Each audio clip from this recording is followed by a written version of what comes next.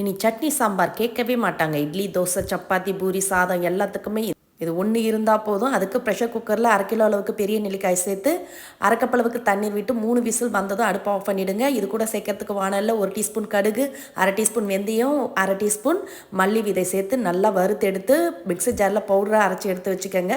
இப்போ நெல்லிக்காய் நல்லா ஆறின பிறகு அதில் உள்ள விதையை எடுத்துட்டு தனியாக பிரித்து எடுத்து மிக்ஸி ஜாரில் வேக வச்ச தண்ணியோடய ஊற்றி நல்ல மைய பேஸ்ட்டாக அரைச்சி எடுத்து வச்சுக்கோங்க. இப்போ செய்யறதுக்கு மண் சட்டியில் 3லேருந்து 4 டேபிள் ஸ்பூன் நல்லெண்ணெய் ஊற்றி சூடானதும் 1 டீஸ்பூன் கடுகு, 2 பச்சை மிளகா, 5-6 பூண்டு, கருவேப்பிலை எல்லாம் நல்லா பொரிஞ்சதும் அதோட அரைச்சி எடுத்து வச்ச நெல்லிக்காய் விதை சேர்த்து நல்லா கலந்துட்டு 1/4 டீஸ்பூன் மஞ்சத்தூள், 1 டீஸ்பூன் கல்லுப்பு, கூடவே பெரிய நெல்லிக்காய் சைஸ் புளியை 1/2 கப் தண்ணி ஊற்றி கரைச்சி புளிக்கரைசலை ஊற்றி எல்லாம் கலந்துட்டு அப்படியே மூடி அடுப்பை மீடியம் ஃப்ளேமில் வச்சு ஒரு 2 நிமிஷம் குக் ஆகட்டும். புளிக்கரைசலோட பச்சை வாசனை போனதும் திறந்துட்டு இதோட 3 டீஸ்பூன் அளவுக்கு மிளகாய்த்தூள், அரைச்செடுத்த வெந்தய கடுகு பொடியை சேர்த்து நல்லா